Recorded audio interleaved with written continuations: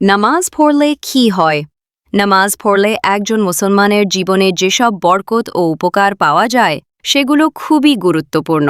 সহজ ভাষায় বুঝিয়ে দিচ্ছি। ১. আল্লাহর কাছে ঘনিষ্ঠ হওয়া। নামাজ হল আল্লাহর সঙ্গে সরাসরি কথা বলা। এতে হৃদয় শান্ত হয় এবং ঈমান শক্তিশালী হয়। ২. পাপ থেকে দূরে থাকা। নামাজ মানুষকে খারাপ কাজ ও গুনাহ থেকে দূরে দূরে রাখে।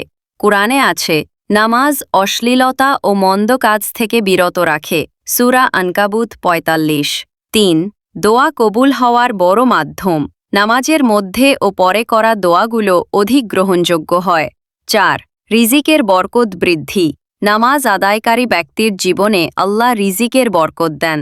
মনে শান্তি, জীবনে সহজতা, সমস্যার সমাধান। ৫.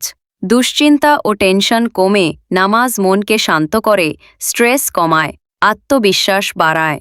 ৬. কবর ও আখিরাতে নিরাপত্তা। নামাজ কিয়ামতের দিন প্রথম হিসাব হবে।